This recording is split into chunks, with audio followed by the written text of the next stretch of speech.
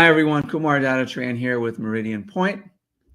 And today I thought we could have a conversation. Glenn Marshall and I would have a conversation about psychological safety and really the paradox that we see with psychological safety and how some companies, seemingly with leadership that could be regarded as tyrants, are able to innovate the way they do. Companies like Tesla and maybe Apple, especially in the early days of Apple. So let me get Glenn on stage here and we can continue our conversation about this, because really this conversation started, I guess it was earlier today, right, Glenn? We were sharing some text messages about an interview that you saw on the Meridian Point with Hugh Massey, where he was talking about some of these sort of elements that we're going to be speaking about.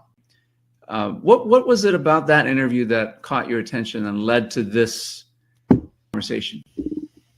He mentioned Steve Jobs as one of has the most aspiring person, but he also mentioned something that surprised me, and that was a comment around toughness, and that was needed. Yet, obviously, if you're a tyrant, you're taking that too far. So there's a delicate balance in there. And I hope we get the opportunity to read a quote from Johnny Ivey that I thought encapsulated something rather brilliant. Yes, and I think that it is interesting that Steve Jobs, you hear a lot about him and how he created this innovative culture, but and Musk, Elon Musk as well, right? With all of the companies that he's founded, like Tesla and SpaceX and the Boring Company and Neuralink and there's so many of them that he's created, and many of them have gone on to be very successful. Tesla and SpaceX to be, probably the most successful of his companies, one public, one private. And I think maybe we should talk a little bit about what psychological safety is, right? And that it's a nuanced thing, and it's not a binary thing, right? What would you say is what are some of the nuances, would you say, with psychological safety, Glenn? There are some nuances, but there's a kind of a basic definition, at least that I use in my training, and that is perceived ability to speak up without fear of punishment or ridicule. You are valued, your words will be taken seriously, and you will be treated with respect. Now, some people have a thick skin, some people have a thin skin, some people, I don't want to use the word coddling, but some people yet need to be more gentle with, and some people can be a bit rough. And I've even heard people talk about that. Well, those guys are kind of rough, but hey, they get stuff done. So it varies by personality. I'm sure it varies by culture, what your experiences are, your background, all kinds of things. But you have to perceive that it's safe to speak up without fear of punishment or ridicule. Is really what it comes down to. Yeah, it kind of jives really well with research that Amy Edmondson did, and she came up with the term psychological safety in her book and her research. And what she said was, what she defined it as is a belief that one will not be punished or humiliated for speaking up with ideas, questions, concerns, or mistakes. And her research shows that high-performing teams often combine psychological safety with high accountability, right? What she calls the learning zone. This helps explain how companies like Apple and Tesla and so on can maintain high standards while still fostering innovation. Interesting. And psychological safety also exists at multiple levels. Obviously, the most critical unit is within the team. And Amy, I think Amy did work at Google for some of her research, did she not? I think she did. She worked with a lot of companies in promoting these ideas, right? And Google was one of them. It may have been the birth of the Aristotle project, right? Where they did research on what were the factors that led to high-performing teams. And one of the things they found was teams that had higher levels of psychological safety were the highest performing. Didn't have that much to do about their skills, or, I mean, of course they had to have skills, but it was more important that they had safety. Exactly. And one of the pieces of data that really struck me with that is there are some teams that on paper would look brilliant, all kinds of really smart folks, but in terms of being productive, not so much because they didn't have psychological safety. Right, right, yeah. So you have all these sort of super brilliant A players, right? They put them on a team together, but there's no safety, and because of that, they just don't perform. Yep. You know, one of the things that other things that research by McKinsey they did was really separating idea evaluation from idea generation. So you need high psychological safety for idea generation, right? Because you need to be able to generate ideas without fear of being ridiculed for the ideas that you do come up with, right? But then you also need high standards to evaluate them, I suppose, right? They need to go through a standard that people understand, that they know it's going to be evaluated on certain criteria, and so it's okay to come up with them. You're encouraged to come up with ideas, but just know that they have to be evaluated against a standard. And the evaluation has to be perceived as fair. Right. And when you're critiquing something, you critique the idea, not the individual. Right. Right, exactly. So it's about the idea, not the person. Yep. The other thing they came up with was this idea of creating safety zones for early stage innovation companies. And basically it's the same idea, right? So lots of idea generation, but with high expectations for final output, so that people are free to innovate and do the things they need to do. They have the safety to do that, but they also understand that there's a high level of accountability as part of it. The accountability is an interesting one. I'm always talking to my teams about the notion of experimentation. There's no such thing as a failed experiment. It's just data. We're not sure. Let's try it. Let's see what we get. And even if it turns out that wasn't a good decision or a good approach, that's actually valuable information because you know not to do it anymore.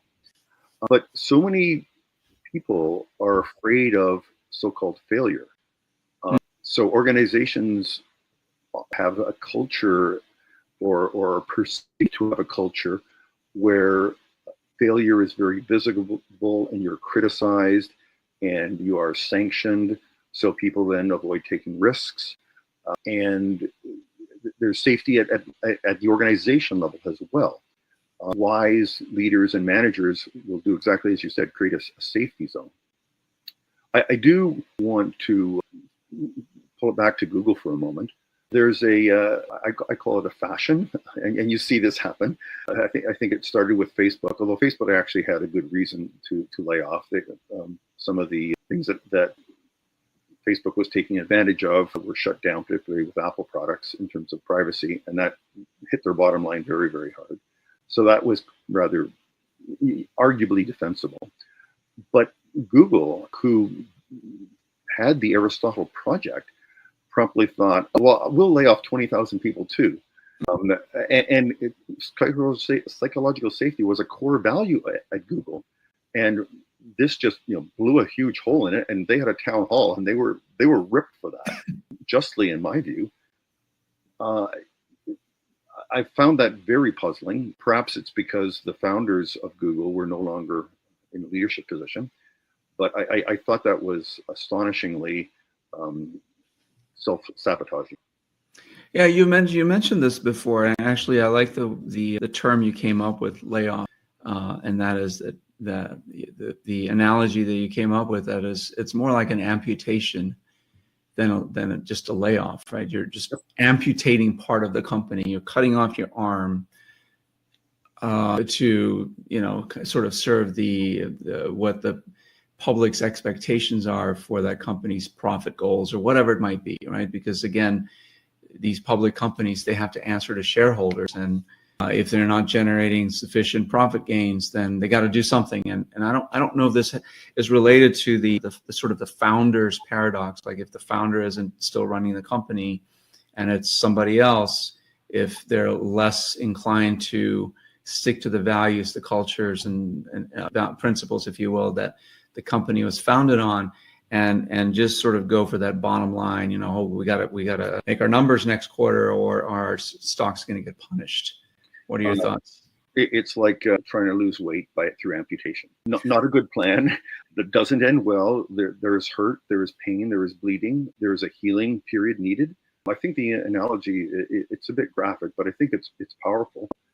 This is not to say you should be unhealthy. If you are overweight, then go and do some exercise, but don't amputate your leg. We can play with the analogy a little bit. I don't want to be an idealist here. If continuing with the analogy, if the limb has gangrene and it's going to kill the rest of the organism, clearly there are times where serious interventions are needed, but those are actually very rare. And companies, in my view, seem to just casually lay off people to lose a few pounds, and that's not a good. That is a destructive plan that harms psychological safety and starts a culture of fear. Everybody's looking over their shoulder because they're thinking they're going to be next. And there's always good people who leave afterwards. Well, I don't like the way they're treating those guys. I'm going to leave too. Yeah. It's not. I think it's an enormously self-destructive thing when done casually.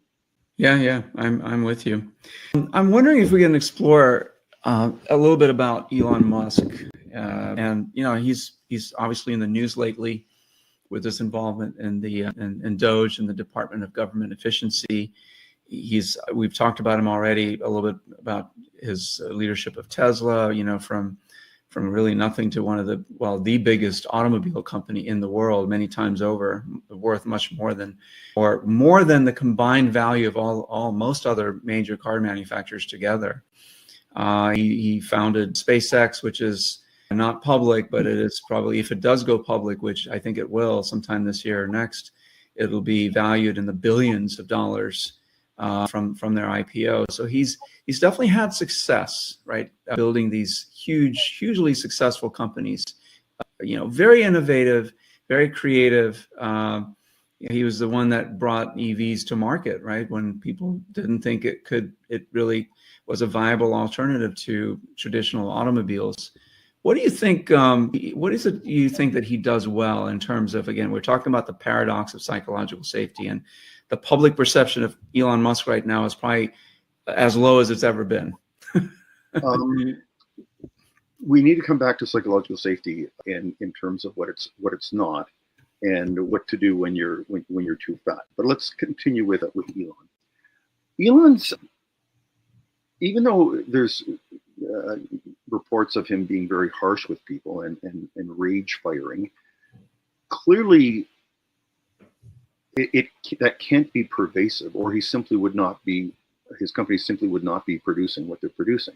Let's not forget reusable rockets. Like, now that's a thing. Like, it took us 50 years to figure that out. Elon figured it out. And Starlink, I forgot about that, right? Starlink. I'm not sure I'd want to hold shares in a land-based cellular company once Starlink gets going. Yeah. So I'm with you. He's rather like Steve Jobs in terms of hit after hit after hit. Yeah. You don't want psychological safety to be an excuse for low standards, incompetence, poor quality, or laziness. So that there's an accountability aspect there as well. But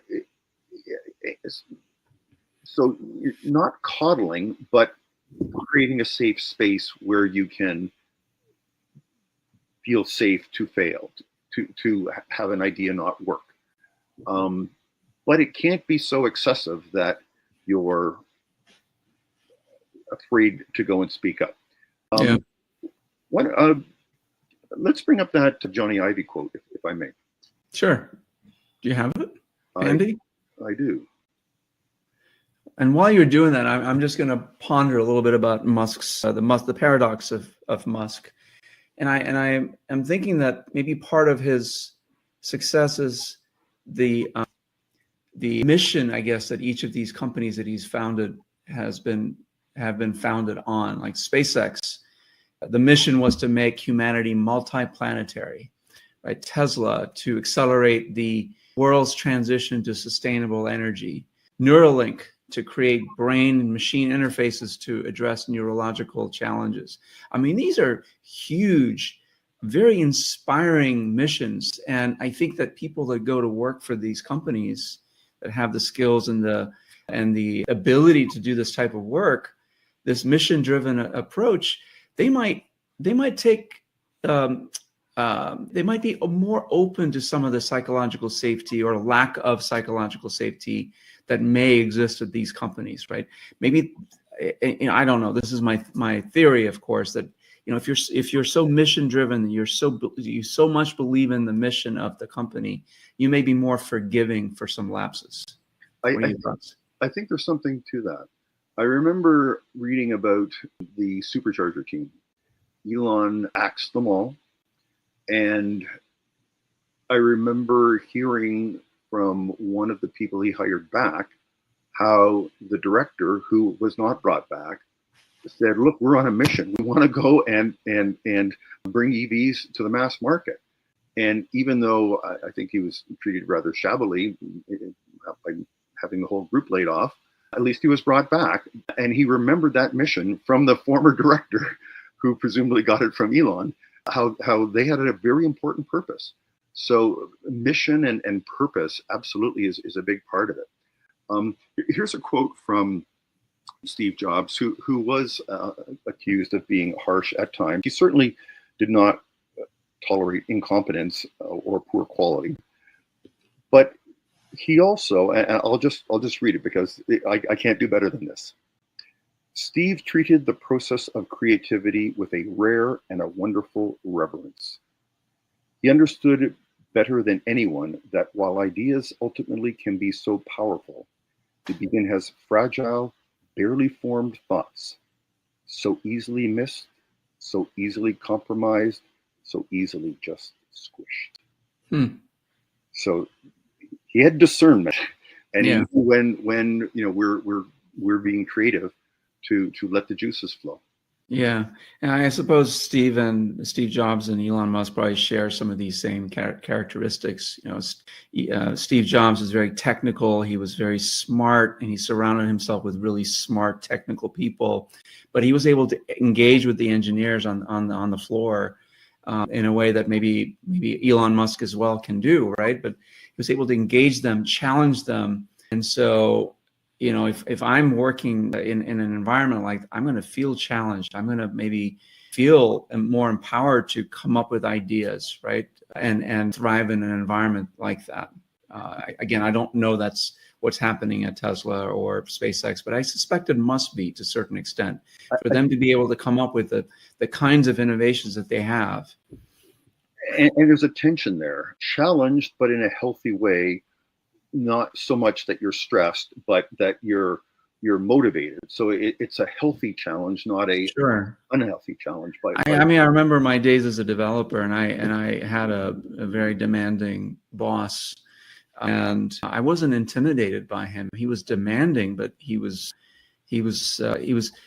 challenged people to think outside the box. And so the team that I was on, we all did that, right? And it was rewarding when we could figure things out, because this guy could have easily just done it for us, but he didn't. He challenged us to do it, right? And we did it. And I don't know if Musk is that way, but I suspect that there's a little bit of that going on, that when you have really talented engineers and scientists working for you, I would think that they would feel challenged rather than threatened, because they know that this guy Musk or Jobs, that these people, they understand the challenge, and so they're there to help them and not hinder them, right? And another thing that Musk has, I don't know if Steve Jobs did this as well, but Musk certainly has. He's talked about it, he's written about it, is this idea of first principles thinking that I think enhances psychological safety, at least the idea generation part of psychological safety, that, hey, we want to cut down to the most simple solution to a problem. Let's brainstorm. What ideas do you have, right? Where I think that lends itself to a free flow of ideas, and of course the validation part, because it has to be more rigorous. But I think that that environment creates a structure for which these engineers can do that. I think both Elon, particularly today, Steve for a number of years, but it seemed to get better after about 6 or 7 years of out of the park home runs. They got an awful lot of bad press because they disrupt things. And I think they had a lot of ego, so I think they would display temper from time to time. But it couldn't have been so common or so unreasonable, or nobody would have worked for the guy. A true tyrant, everybody hates. They're terrified. They won't tell the truth. They basically hide things and lie to the boss, which is dreadfully unproductive. But Apple wasn't like that.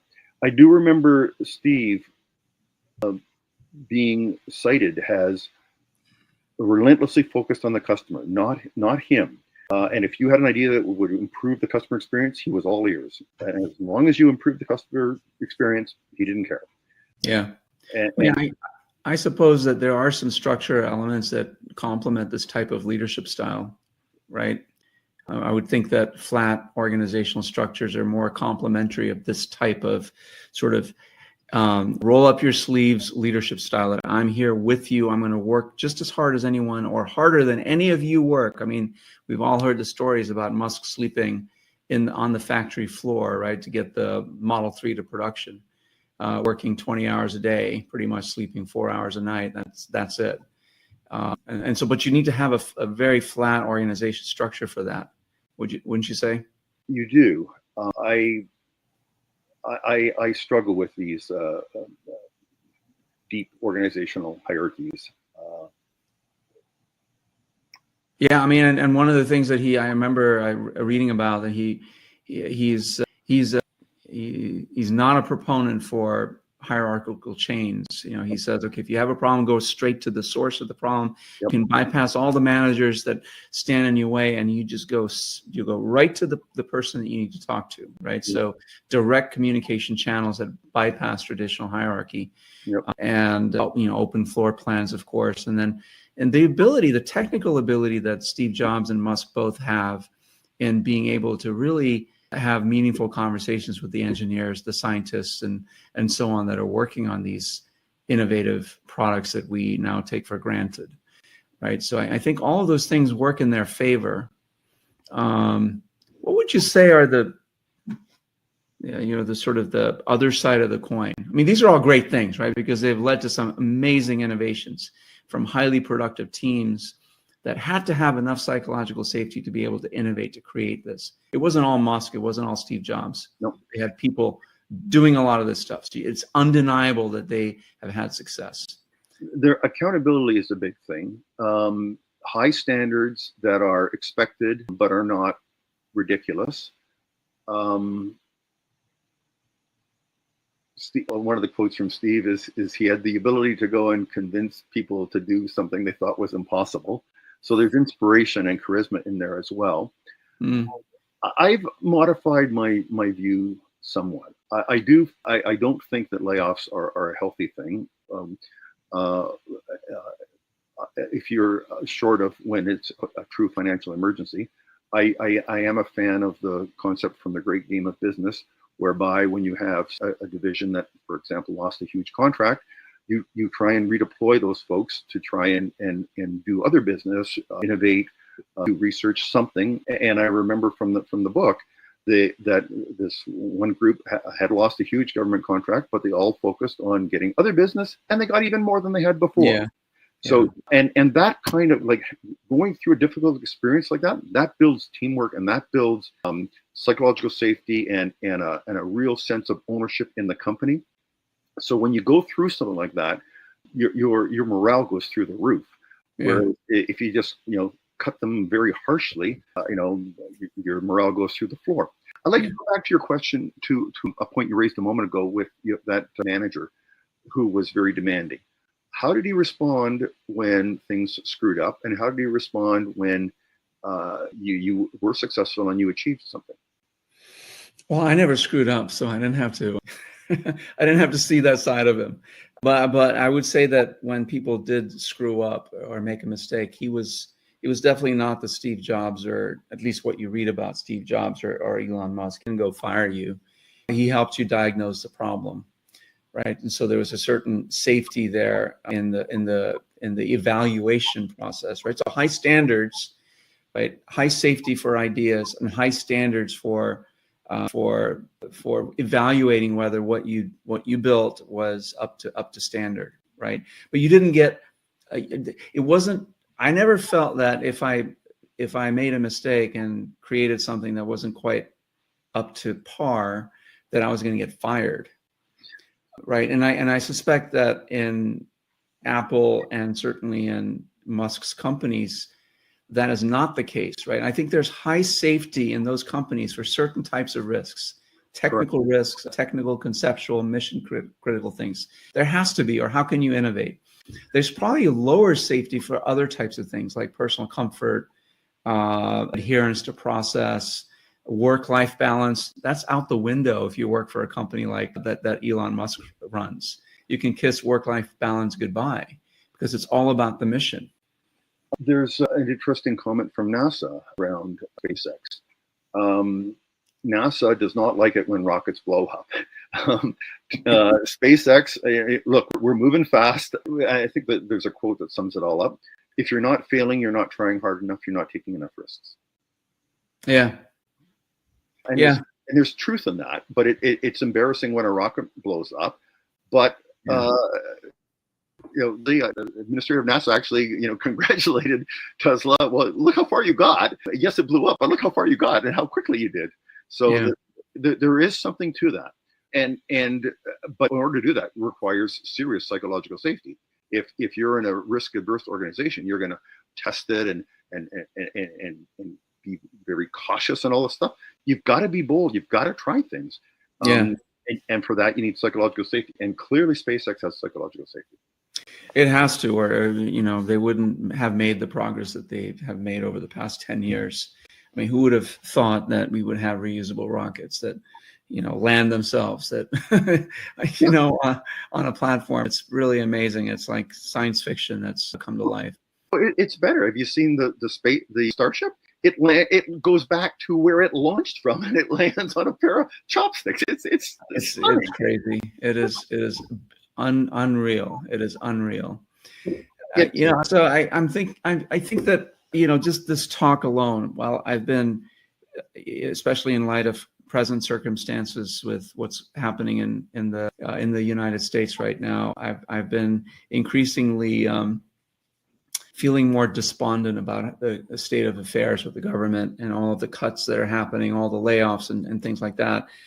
But I'm actually, this talk has helped me process it to a certain extent, Glenn, that I can see where Musk is looking at the government and seeing, oh my God, this is so wasteful.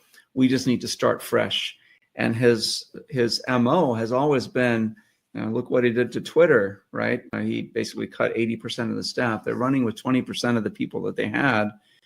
And yes, it's had its problems. And certainly you can argue the political side of this, but just from a purely technical perspective, Twitter, X, whatever, it still runs fine, right? It doesn't have as many users as it did before, but it still runs fine. It doesn't serve up as many ads as it did before. They don't pay as much. Who knows? But he was able to take a bloated organization and cut it down to its a leaner state, right? And it runs okay.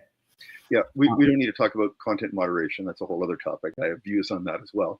I do think the government is different from Twitter, but I think that he's trying to do a Twitter type operation. Yeah, I am concerned that there's a bit of an agenda behind the scenes. They're picking on certain agencies and not other agencies. It would be interesting to see what would happen if they went loose on the Pentagon, for example. Sure. Pentagon has some notorious cost overages and things like that. I do see amputation, which is in my view harmful and needless. But there's a history of this, and I don't think the U.S. government was gangrenous. Is that the correct pronunciation? I think so. Was Twitter? I think it could have been done more gracefully.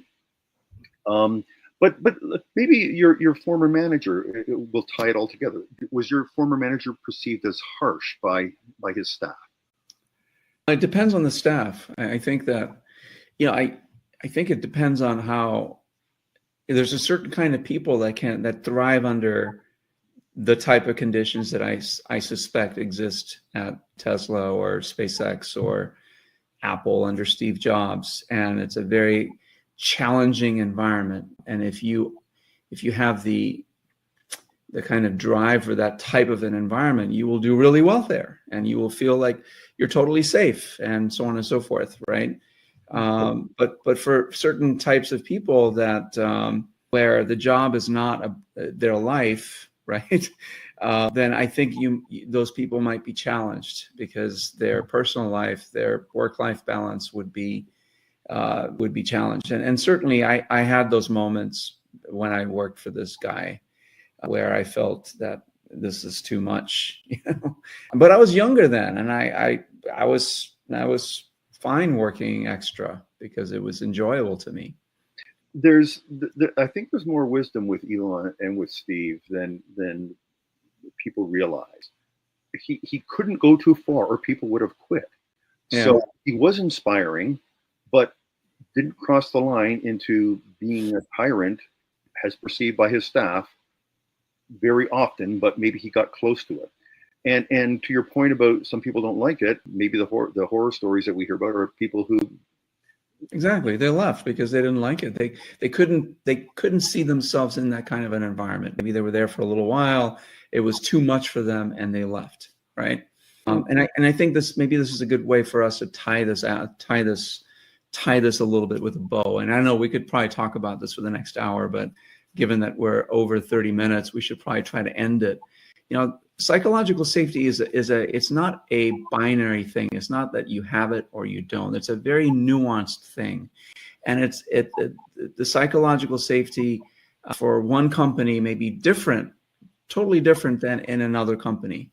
And you can still create safety in very high pressure, high standards, high achieving companies and still feel safe, but it has to be with the right people, the people that want that kind of an environment. So you have to really be very selective about who you hire into those types of companies, I think.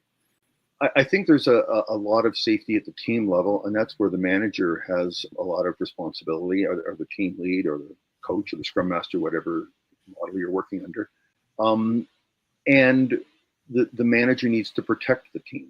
There will be tyrant leaders that come in from time to time that can cause damage. I've always been a fan of Steve's approach to focus on delighting the customer, and the money will follow. Some people have it backwards. We need to cut customer service. They're easy. Really? But you have to think deeply about these things. And you're right. It is nuanced. And the insight that I've got over these last couple of days is psychological safety is not coddling. Psychological safety and high standards. You're right. Yeah, you're right. So one of the things, that's what we talked about, that it is not binary. It's not about comfort. There are many different dimensions to psychological safety. It's inclusion safety. Are you being included? It's learner safety. Do you have the time and the space to learn and make mistakes?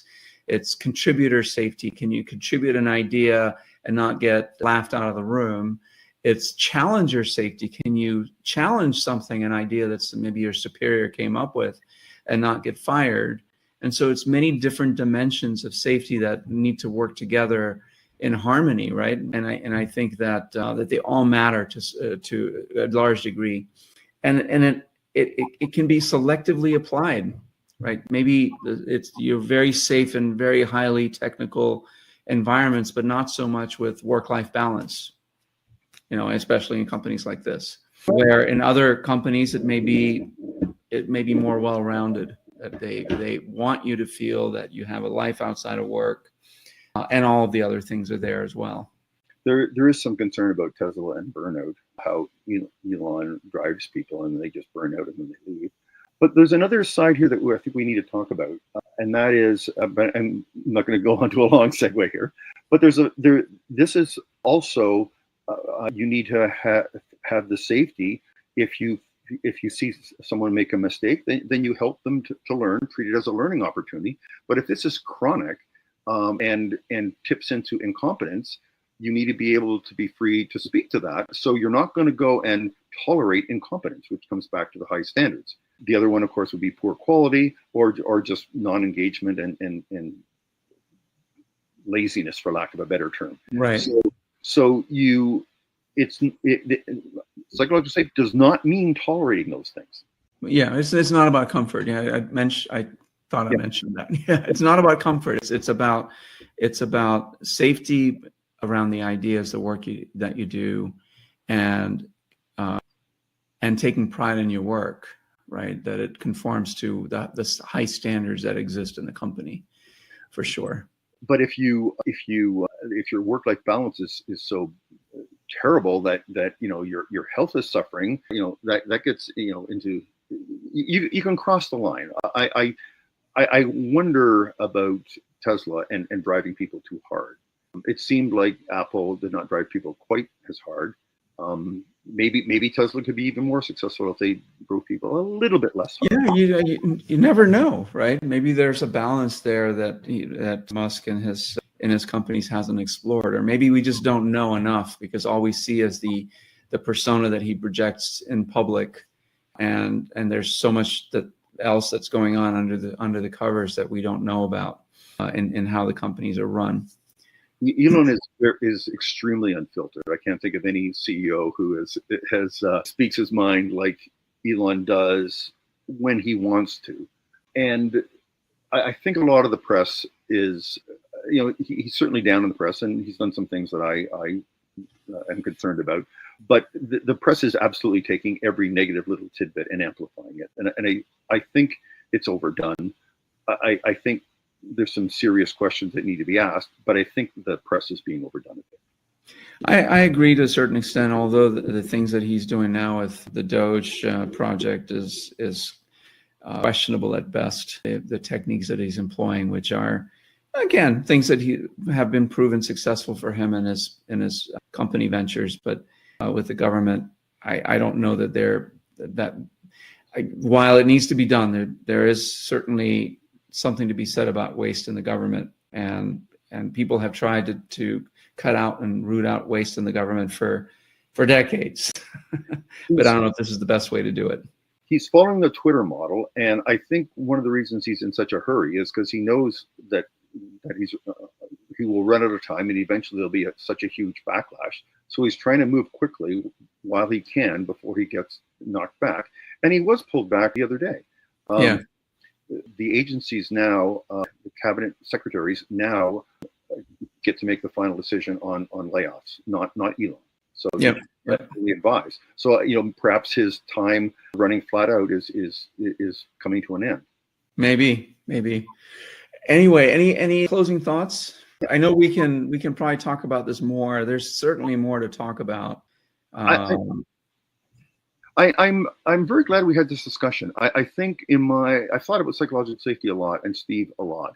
I think I was undervaluing high standards, and you need psychological safety and high standards.